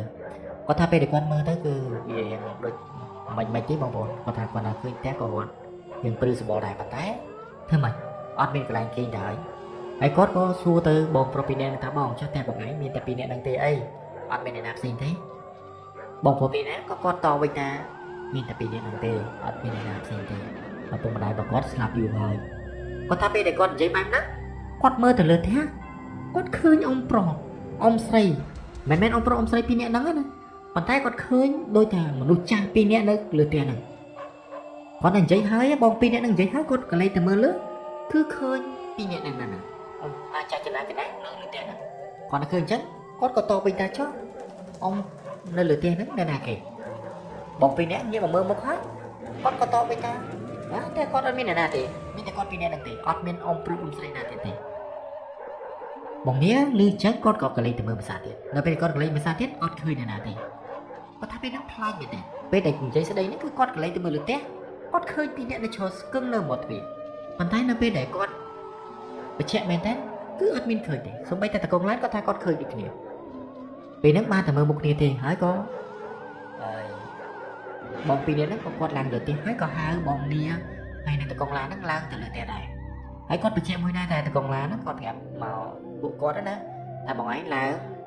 ចដាឲ្យប្រយ័ត្នតិចទៅព្រោះតែខ្ញុំចដាពុកអស់ហើយបងឯងឡើងមកស្រួលប្រយ័ត្នបាក់អញ្ចឹងពួកគាត់ហ្នឹងក៏ឡើងថ្នមមែនឡើងថ្នមមែនហើយគាត់ថាមែនគឺចដាប្រកាន់ដៃហ្នឹងគឺវាទន់មែនទេដើរទៅវាតែពើណាហើយបើនិយាយពីឆ្កែវិញបងប្អូនឆ្កែគឺនៅតែលូដដែលបងប្អូនណាលូយកតែមែនទេហើយផ្ទះម្ដុំហ្នឹងគឺស្ងាត់យកតែមែនទេហើយគាត់ថាពេលដែលគាត់ឡើងមកដល់លើផ្ទះហើយបងប្រុសបងនេះហ្នឹងពីរនាក់ហ្នឹងគឺចាប់ដើមរយវ៉ាន់ខ្នើយមានកតែនមានអីចឹងទៅមករៀបចំឲ្យពួកគាត់ណារៀបចំឲ្យពួកគាត់គេងទៅហើយគាត់ថាពេលហ្នឹងគឺពួកគាត់ហត់ដែរអញ្ចឹងក៏រៀបចំគេងទៅតែអត់បានទៅមួយទឹកទេណាពួកគាត់ថាទោះជាឲ្យទៅមួយទឹកក៏គាត់អត់ហ៊ានទៅមួយទឹកដែរព្រោះអ្វីដែលគាត់អត់ដែរស្គាល់តំបន់គាត់អត់ស្គាល់អញ្ចឹងគាត់ថាគឺមិនចង្អុលមកផុតមកយកនឹងសិនតែអញ្ចឹងគាត់ថាពេលហ្នឹងពួកនាំគ្នាសង្ងំគេងទៅ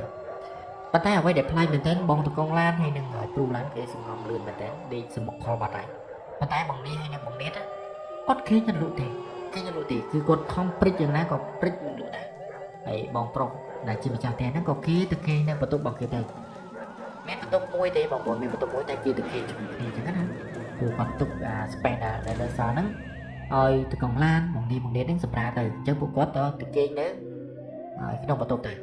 អញ្ចឹងគាត់ថាពេលហ្នឹងក៏ធម្មតាទៅក៏សង្ងំទៅគាត់សង្ងំមិនលក់សោះស្រាប់តែបានមកសន្ទុះឆ្កែក៏នៅតែលូមែនតែគាត់ថាបានមកសន្ទុះគាត់ឮសំឡេងដើរនៅលើក្បាលរបស់គាត់សំឡេងដើរព្រឹបនៅលើក្បាលរបស់គាត់អញ្ចឹងគាត់ថាពេលហ្នឹងក៏គាត់គិតថាប្រហែលជាម្ចាស់ពេលហ្នឹងគេដើរចូលទៅបន្ទប់តែឬក៏អីចឹងណាគាត់ក៏អត់បានមើលអីដែរអញ្ចឹងក៏គាត់ស្ទើរសង្ងំទៅហើយនៅពេលដែលគាត់សង្ងំទៅគាត់ថាហើយមានទឹកស្រក់មកលើមុខរបស់គាត់ស្រក់ទឹកមកលើរបស់គាត់ស្រក់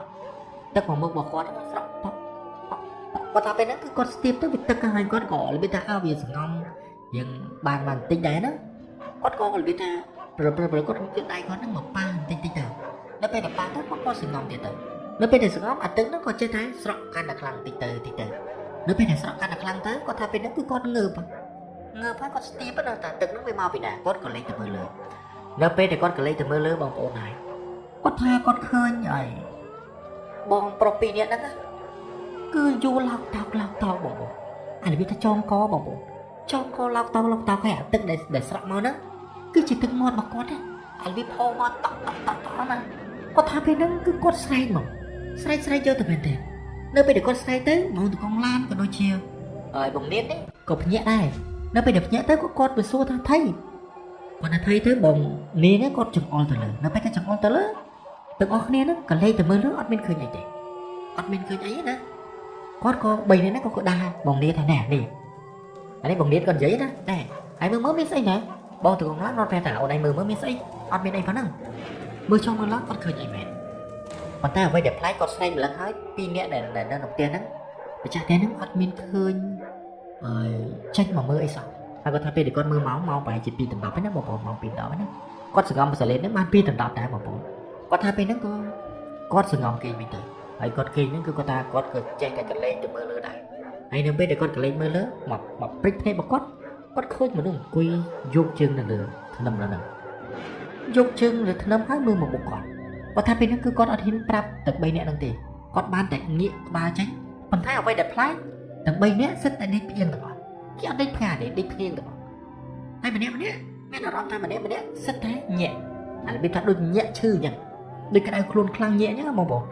គាត់ថាតកងឡានគាត់ដេកនៅក្រោយខ្នងតកងឡានគេនៅក្រោយខ្នងគាត់អញ្ចឹងនៅពេលដែលញាក់ទៅគាត់ថាប៉ះគ្នាគាត់ក៏ងាកមកតកងឡានហើយគាត់សួរថាគាត់លុកដៃស្ទាបទៅតកងឡានគាត់ខ្លាចតកងឡានដៃខ្លួនណាសិតតែគាត់ស្ទាបតែដៃមានដៃមួយញ័រមកឆាប់ដៃគាត់ពេលដែលឆាប់ដៃគាត់ថាភ្ញាក់មែនតើប៉ុន្តែអាភ្ញាក់របស់គាត់ហ្នឹងគាត់ក៏ងាកមកមើលទៅគឺប្អូនរបស់គាត់លុកដៃចាប់គាត់ដល់ពេលដែលចាប់ទៅបងនាងគាត់សួរបងនាងថាថៃដល់ពេលដែលថៃហ្នឹងគាត់ថាអត់អីទេប៉ុន្តែដល់ពេលដែលអត់អីហ្នឹងគឺញ័រអស់ហើយទាំងអស់គ្នាញ័រមិនមែនតែទាំង3នាក់ហ្នឹងញ័រទេគាត់ហ្នឹងក៏ញ័រដែរគាត់វិលចុះវិលឡើងហ្នឹងគឺគាត់ក្លែកឃើញទៅក្នុងផ្ទះហ្នឹងឃើញគេយូរជាងដូចគ្នាប៉ុន្តែដល់ទាំងតែ2នាក់3នាក់ហ្នឹងគេឃើញអត់ទេប៉ុន្តែគាត់ឃើញហើយមនុស្សប្រុសដែលជាម្ចាស់ផ្ទះហ្នឹងយកទៅនៅលើក្នុងផ្ទះហ្នឹងគាត់ថាពេលហ្នឹងគាត់សង្ងំមែនតែបនព្រះបននួនបនតាអស់ហើយរហូតដល់ភ្លឺឡើងមកដល់បងប្អូនដល់ភ្លឺឡើងមកដល់គាត់ថាពេលដែលភ្លឺឡើងមកដល់អ្វីដែលគាត់គេងហ្នឹងបងប្អូនគាត់គេងនេះអីបងប្អូនគាត់ថាគាត់គេងលើដាវម្សៅបងប្អូនអានេះគេថាហើយគោម្សៅគេងលើគោម្សៅ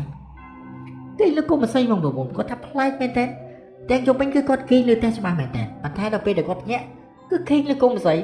គាត់ថាពេលហ្នឹងគាត់ថាគេងលើគោម្សៅបងនីគាត់ភ្ញាក់មុនគេនៅពេលដែលភ្ញាក់គាត់ថាគាត់ដាស់តកងឡានក៏ដូចដាស់នេះទៅគាត់ដាស់ពឹបទៅម្នាក់ផ្នែកស្លើទាំងអស់គឺនៅលើចុងមិនមែនថាលើចុងម្សៅខ្ពស់ទេបងប្អូនប្រហែលជាទុំ2 ម៉ែត្រអីទេបងប្អូនទុំ2 ម៉ែត្រអីទេប៉ុន្តែវាជាគោម្សៅគាត់ថាពេលហ្នឹងគឺគាត់ប្លែកមែនតែចុះពួកគាត់នឹងមិននៅលើគោម្សៅតាមរបៀបណាឡើងតាមណាអីចឹងទៅហើយនៅពេលដែលគាត់ចុះទៅលើអាស័យគោម្សៅហ្នឹងមកបងប្អូនគាត់ក៏មើលភូមិដែលគាត់ចូលមកនៅពេលដែលគាត់មើលភូមិដែលគេចូលមកគាត់ចូលមកហ្នឹងគឺអត់មានភូមិទេបងប្អូនអត់មានភូមិអត់មានអីទេនិយាយមួយម៉ាត់ក៏វាអត់មានភូមិអត់មានស្រុកទេផ្ទះមួយក៏អត់មានដែរមានតែព្រៃអាស័យមានតែមើលទៅយូរទៅគាត់ថាវាសម្បូរទៅដោយព្រៃឥឡូវគេថានិយាយមួយម៉ាត់ថាព្រៃខ្មោចសិតតែភ្នោខ្មោចគាត់មើលទៅគឺសិតតែភ្នោខ្មោចគាត់តែឃើញបែបហ្នឹងទាំងអស់គ្នាគឺចុះមកពីអាស័យហ្នឹងគាត់ថាពេលចុះមកដល់ហ្នឹងទម្រាំមកចុះពីអាស័យហ្នឹងគាត់ថាបំផាមែនតើហើយដល់ពេលដែលឃើញបែបហ្នឹងទាំងអស់គ្នាស្លេងស្លាំងហើយរកផ្លូវចេញទាំងអស់គ្នាគាត់ថាពេលហ្នឹងគឺស្លេងស្លាទាំងអស់គ្នាហើយរកផ្លូវចេញមកនៅពេលដែលរកផ្លូវចេញគាត់ថារកឃើញផ្លូវចេញគាត់រត់ចេញមកគាត់ថាចម្ងាយពីឡានរបស់គាត់មកហ្នឹងគឺឆ្ងាយគួរសមដែររត់រហូតមកដល់ឡានពួកគាត់មើលទៅឃើញឡានណាឃើញឡានគាត់ថាពេលហ្នឹងគឺអូភ័យមែនតើហើយនៅពេលដែលគាត់ចូលទៅគាត់មិនដឹងថាចូលតាមណាឲ្យវាស្រួលណាប៉ុន្តែនៅពេលដែលគាត់ចេញមកដើរចេញមកវិញនេះគាត់ថាវាអត់មានផ្លូវដើរចេញទេគឺបំផាក់ដើរមែនតើព្រៃក៏ព្រៃស្អីក៏ព្រៃដែរវាថានិយាយមកបាត់ថាគឺបំផាក់ដើរចេញមែនតើតែជុំវិញគាត់ដើរស្រួលណាអត់មានទិសអត់មានអីទេប៉ុន្តែនៅពេលដែលគាត់ដើរចេញមកវិញគាត់ថាវាបំផាក់ដើរមែនតើដើររហូតមកដល់ឡានរបស់គាត់ក៏នាំគ្នាឡើងឡានហើយប្រឆេះឡានទៅគាត់ថាគាត់សាក់ប្រឆេះមើលទៅកងឡានសាក់ប្រឆេះមើលនៅពេលដែលសាក់ប្រឆេះមើលទៅគឺឆ្លងហើយវាឆេះបងប្អូនឆេះណានៅពេលដែលឆេះពួកគាត់ហ្នឹងចាប់ដើមបើកឡានចេញទៅបងប្អូនហើយគាត់ថាបើកឡាននិយាយមួយម៉ាត់ទៅ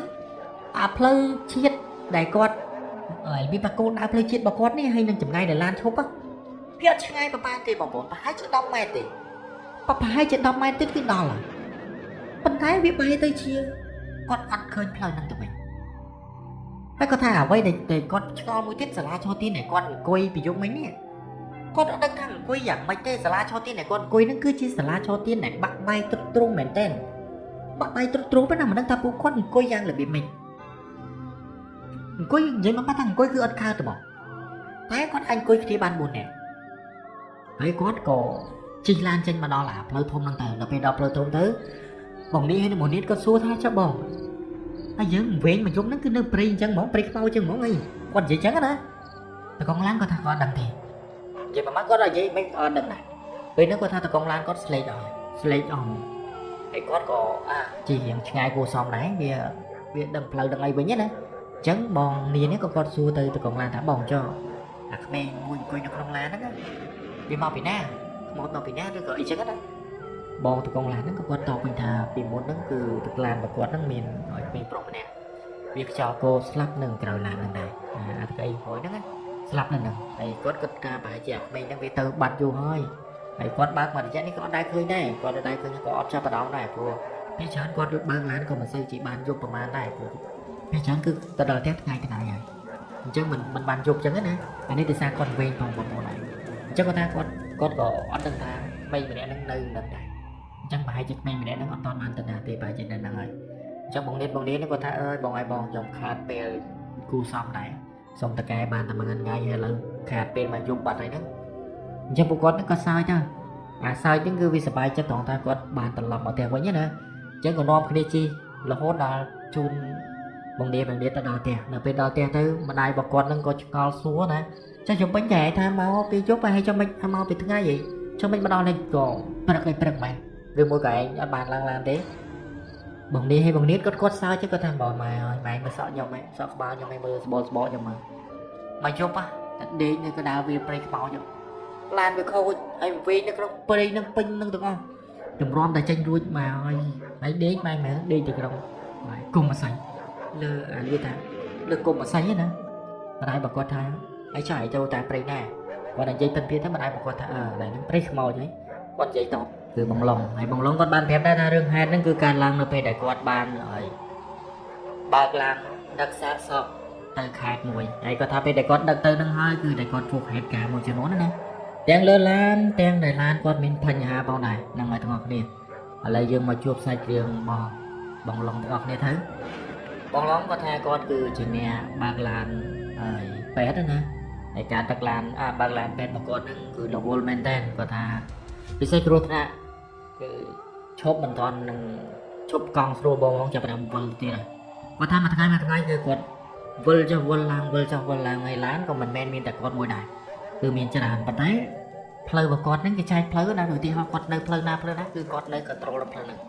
គាត់ចាំតែបើសិនជាមានបញ្ហានៅផ្លូវហ្នឹងគឺគាត់ហើយអញ្ចឹងផ្លូវផ្សេងទៀតទៅក៏មានអ្នកដទៃទៀតទៅអញ្ចឹង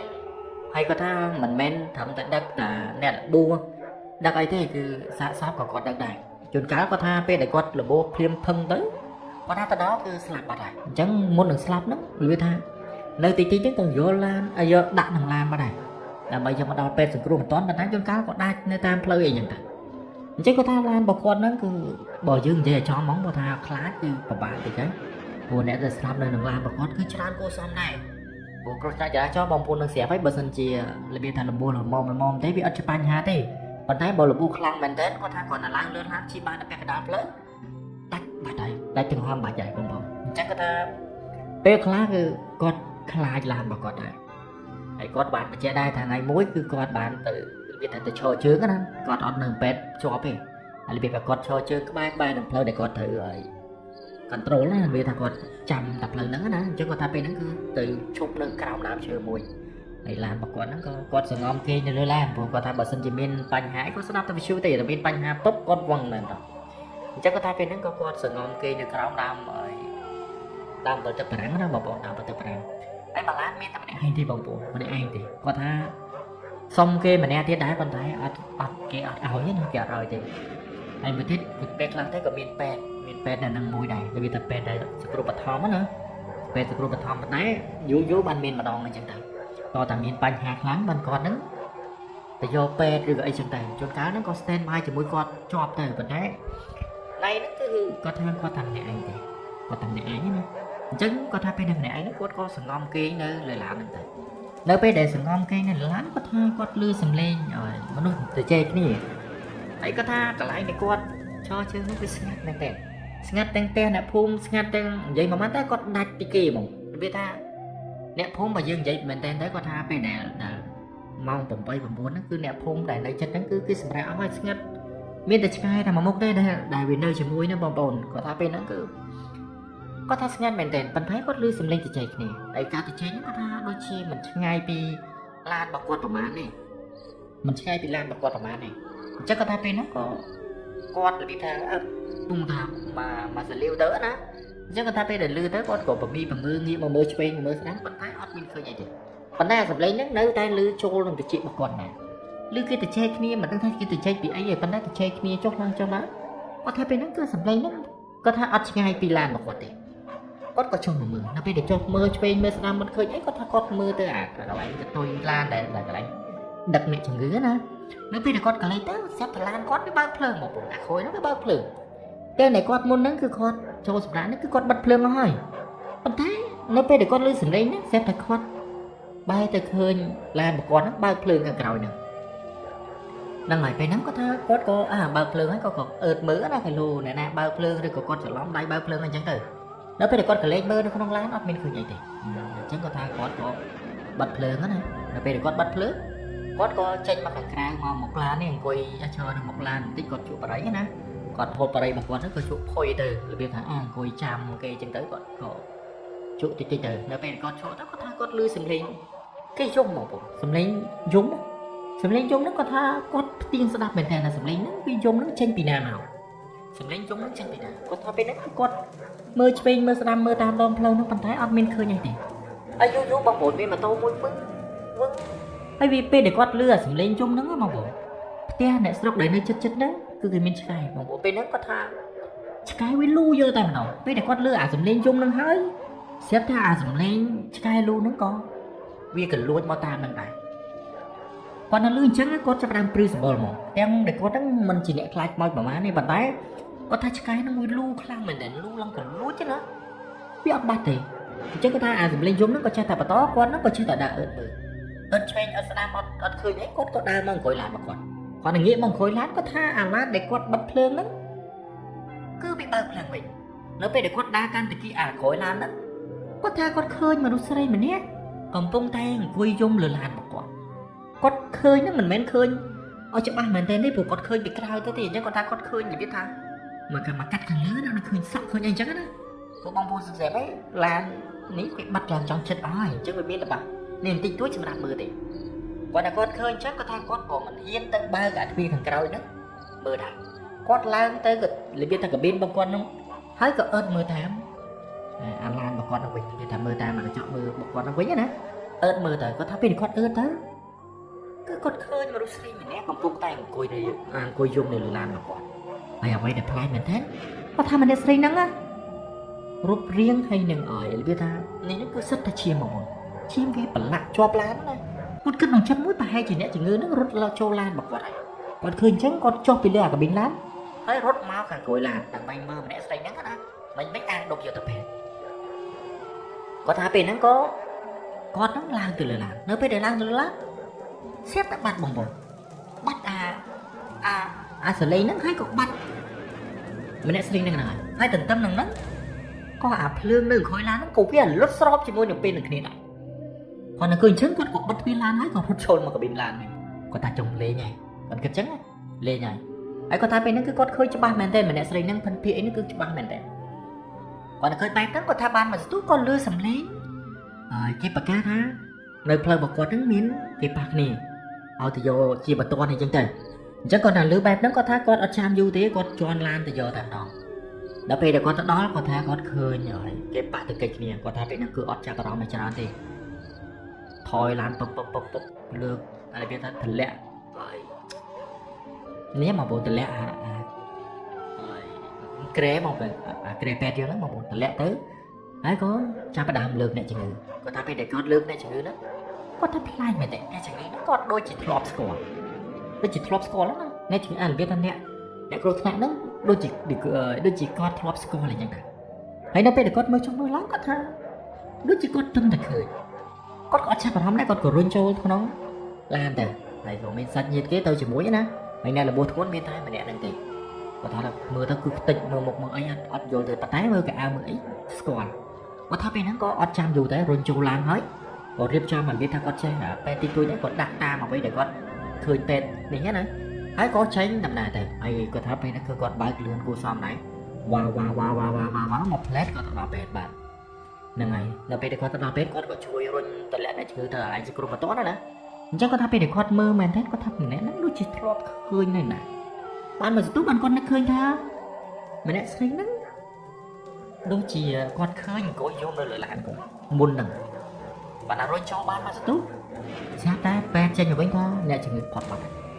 còn là lưỡi bát nắng bóng lưng người ta bên nắng cứ hất mẹ rằng ta chọn mày lại đấy lừa này lừa mấy chàng đại quạt khơi muốn nắng nó không làm là lấy tôi chỉ bài sập để chẳng á chắc người ta bên nó có sạch nhiệt vào kia nữa cứ được vô dụng rồi tay tẹo tôm thì chân từ đó đo mỗi cái thà quạt cỏ nè chuyện nè sạch gì nắng á có cái đó là bé làm bậy đập nè anh đập xả sót từ sọc này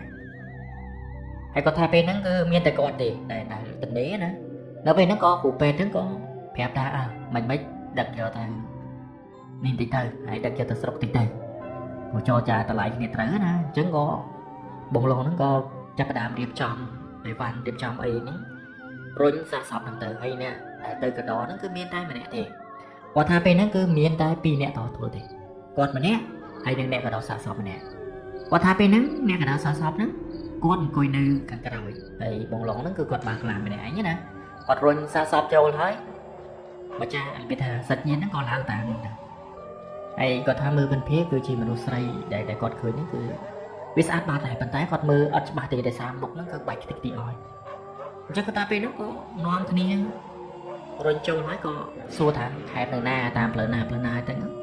mà sách gì nó có cái prap tam tận này tận non nâng từ và ta bên nó cứ chừng ngay hai nó cứ chừng ngay vô sọm này qua ta bên nó thấy máu có bị chơi để có tám máu chơi mình tên bàn tay có tha máu chơi nó cứ bị sưu băng của mình thì phải bị ngắt chẳng có tháp ba ban pin từ lộ có tháp bên nó có tranh nằm đá tới có tháp bên này có tranh nằm đá tới tranh màu từ bầu nó có tháp lá nó có chơi ăn chơi bánh hay thì bao sưu này tên chẹt sưu này có tháp ăn khai chế để ra miền sạch nhiệt kia nơi thằng cào nằm đá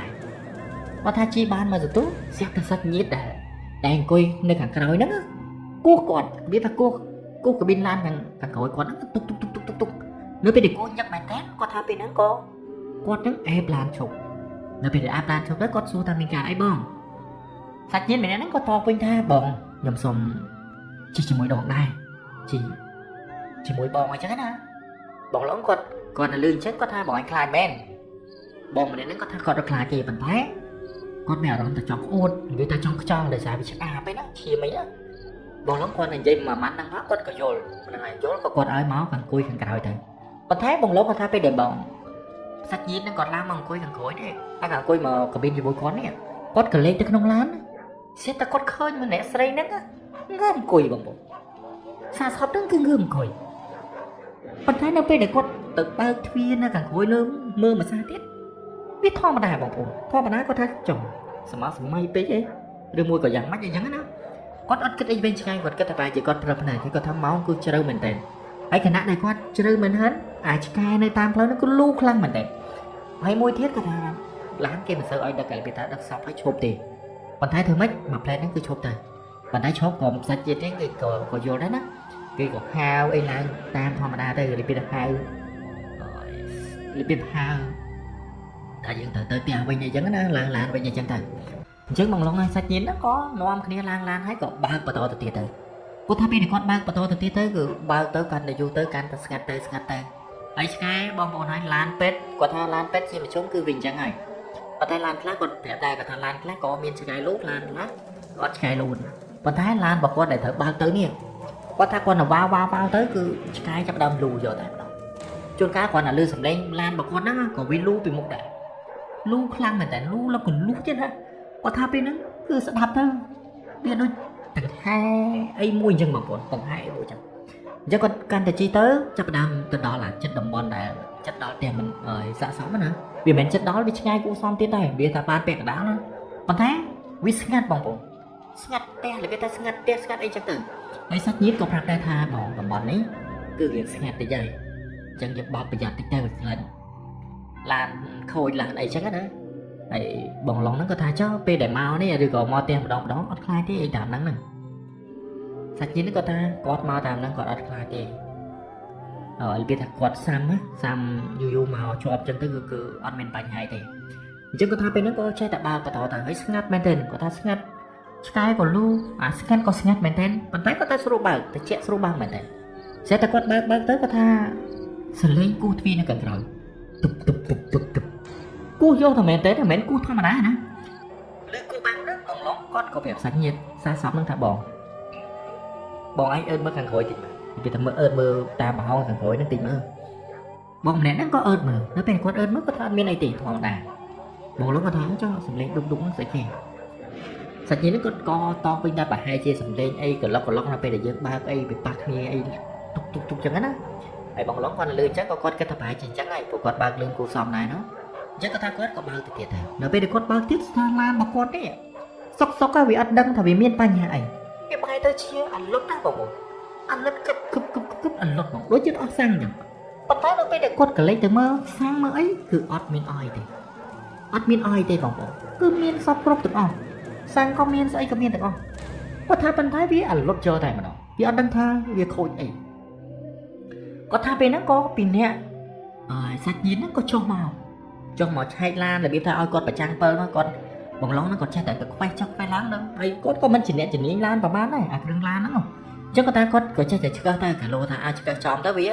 ឆេះអញ្ចឹងទៅប៉ុន្តែគាត់ឆ្កឹះយ៉ាងម៉េចក៏ឆ្កឹះអត់ឆេះដែរឆ្កឹះយ៉ាងម៉េចក៏ឆ្កឹះមិនឆេះដែរគាត់ថាពេលហ្នឹងគាត់ក៏លើកទូរស័ព្ទដើម្បីទេរកជំនួយដែរប៉ុន្តែបងប្អូនវាឆេះដល់មែនទេទូរស័ព្ទរបស់គាត់ហ្នឹងក៏អត់លុយទៀតសម្រាប់ទេអញ្ចឹងទៅហើយងាកទៅមើលសាកសពអានវាថាសាច់ញាតិសាកសពក៏ដូចគ្នាគឺអត់មានលុយទេចេញទេគាត់ថាពេលហ្នឹងគឺអត់ដឹងតែត្រូវធ្វើម៉េចទេគឺងែមងាមមែនទេងែមងាមយកតែមែនទេអត់ដឹងថាត្រូវធ្វើម៉េចchứអីទេ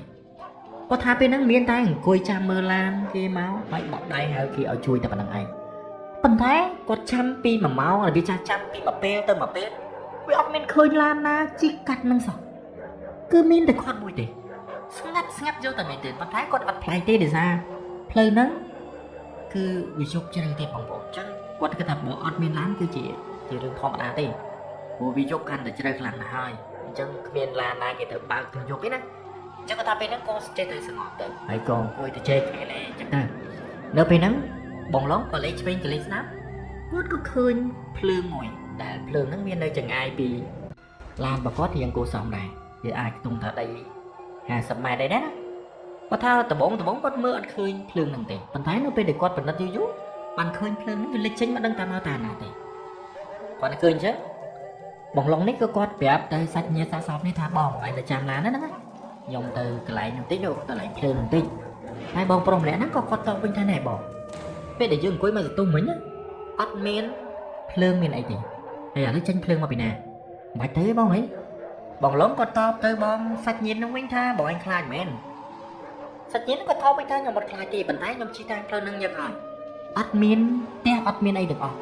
គឺមានតែនិយាយថាព្រៃតែប៉ុណ្្នឹងឯងបងឡុងគាត់ថាប្រហែលជា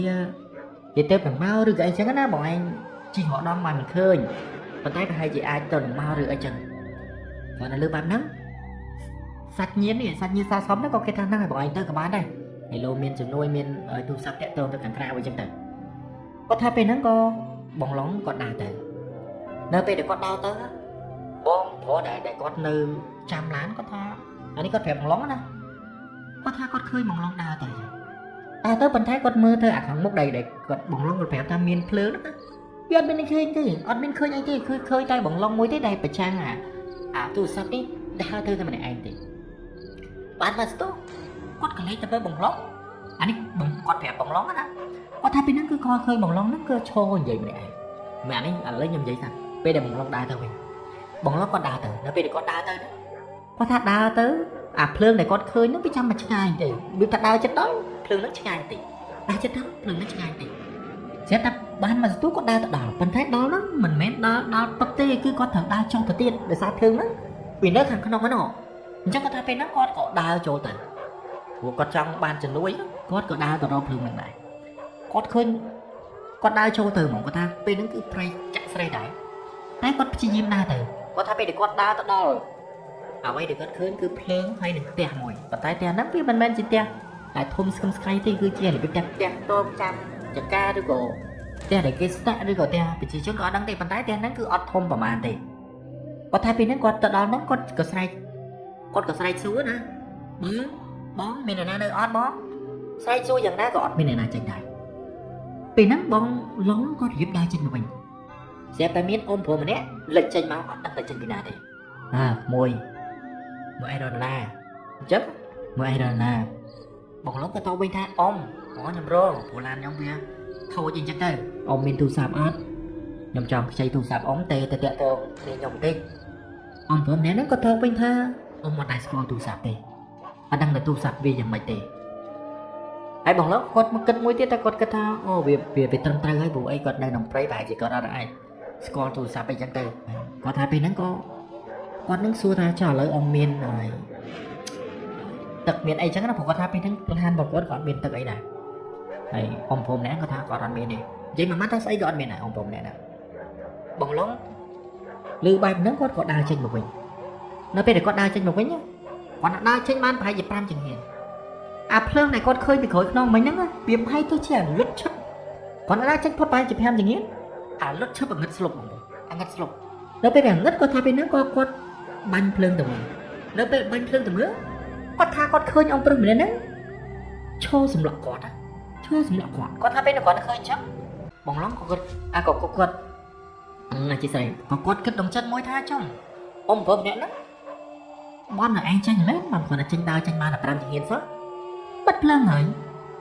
គាត់ក៏ដើរតែវាទឹកដើរហើយងើរហូតណា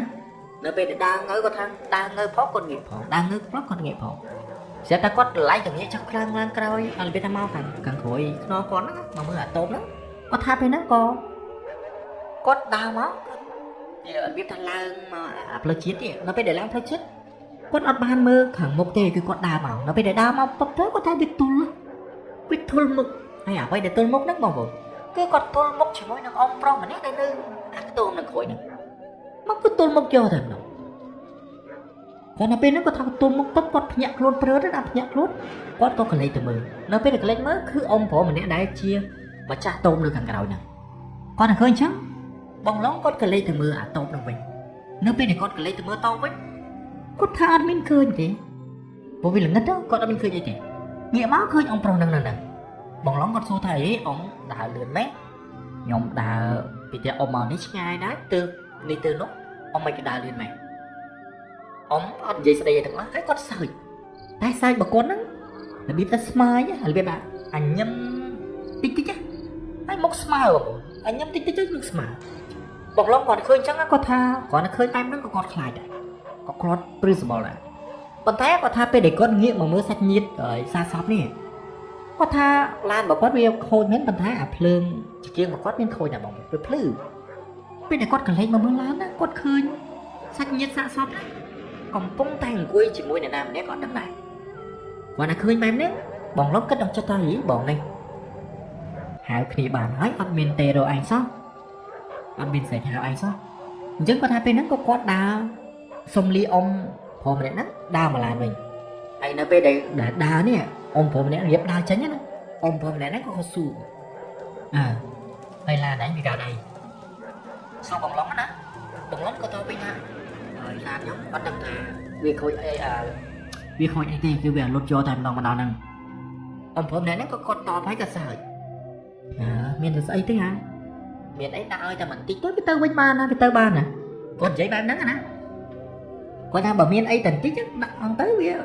ទៅបានណាបងឡុងលើបែបហ្នឹងគាត់ក៏សួរវិញដាក់អីអ៊ំ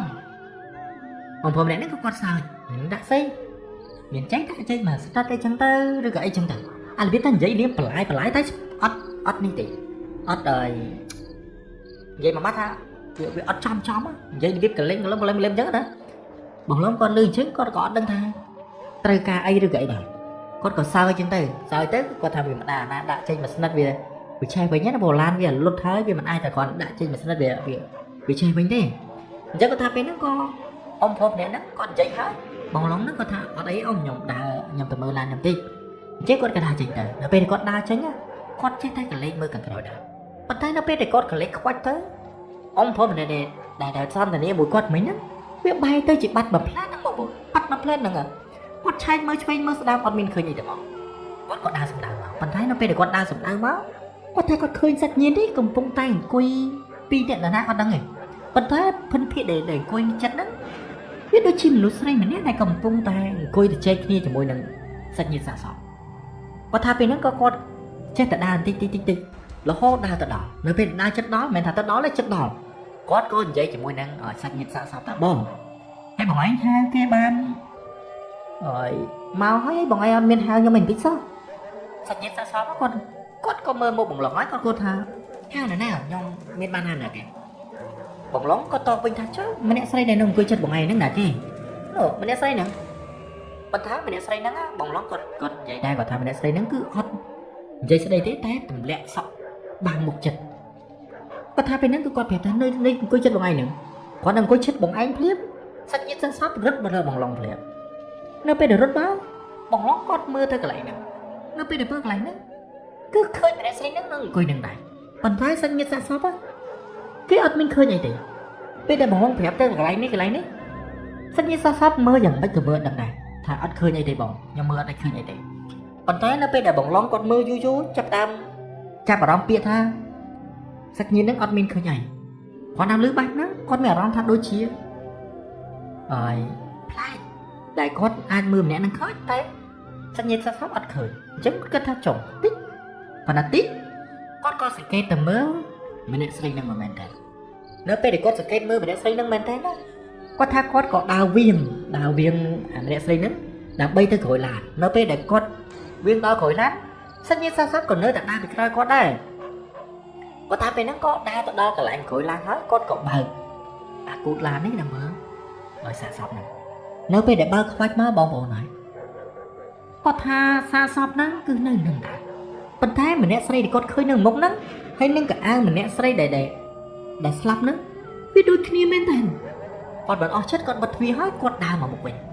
nó bây giờ đào mà một mình cứ trong mốc kia mà một biết thằng quy con đào mà chẳng hiền hay cái bài mốc máu mà chẳng hiền này nó bây nó có tha con máu cứ tôi một niềm mà sẽ tới mình nè xây nó cứ ngư mốc hơi anh nhầm đặt bánh thái có tha bên nó cứ ớt khơi mốc tỷ bằng một ớt khơi mốc tỷ ớt khơi mốc mình đã xây nâng tỷ còn là khơi nam mình nhớ mấy ta ớt khơi mốc bánh nè khơi nhà nhầm đặt còn là khơi mai nó còn ta không môi lô anh chừng từ còn là lư không môi lớn sạch nhiệt xa xóm ní còn rốt đây bánh thái rốt mình men ta ná mà muốn rốt lan có rốt lan đấy con rốt lan với con cái tha nòng lan bà cốt còn miên và thô xa rất khác nòng lan này để xa bóng lóc con chỉ nhẹ bạc lan xa xóm chẳng ăn bạc lan đặc nệ chỉ ngư rồi có xa xóm chẳng nó không lan bà cốt về tay là miên pre miên ấy thì đặt của rốt bố trí nè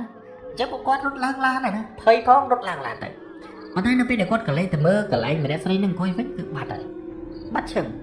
ấy bây giờ con có là biết thầm mơ tầm mốc bắt đầu thì biết thằng con bắt đầu luôn tầm mơ tầm mốc ấy con ăn mơ em sinh chứ thì nó bây giờ con bắt đầu tầm mơ mốc con tháo con khơi sầm mol mà nó nét đào màu pì mà thằng một làn bạc quạt đào bị một làn bạc quạt đó nè con tháo bây giờ con mơ cho mơ lan tới con tháo đôi chỉ ông pro mà nét để con son từ đây bị môn thằng tiền con cả lên trong mơ cả lên lá cứ chỉ ông so cứ chỉ ông pro mẹ nè nếu bây giờ con lư khơi ông pro mẹ nó con cất to tha đã ta chơi chọn tích thế tới ba nè con chăm bị nè lư bàn nó con cất nông chất tha bà hai chỉ hàn con thử bàn ta đây gậy nè khối lan được gọi khôi cho nên của khối lan này chắc có tha bên đó cứ con bên trên bên ấy thì và tái con miền nông là lúc này có tha bên đó cứ con bà thủy hái chồng có tái bên để về cho nó con tha con cứ ông pro mẹ năng tiến đấy nè bà thủy cho hết con có oi thuộc à biết thà con oi thuộc hết con đàn nông năng hay đã nông tới có tha bên thì con đàn nông hay hết có tha bên đó con còn làng lan mình thấy ấy con làng lan có tha con ăn ban đi là này thì còn là làng lan hay còn tập khai phong hay phong ở thiên mưa cái nào thì có tha bên đó con xạ thạch sao à lấy bây giờ đi xạ là mà nếu bên ở đây thạch thế có tha phía ấp xe thì có tha có xe đi đâu ấp xe có tha chạy tại tha được ấy chẳng ha chẳng con phòng nào thì để bây ta bàn mà tốt con có thể bài tích này chắc con có dân nó mua tiền đến do tập đạt tiền đây không có toàn là nó đấy á và đạt tiền thấy có chơi thành giấy tơ thả con trai khó con ấy là chi sai phong xong mày làm con trai lắm bị trai tơ là bây giờ con trai vô sạ sọp đấy giờ từ bon ta một bên đi chẳng tơ tàm bây giờ từ sập phun bạc kê chẳng tơ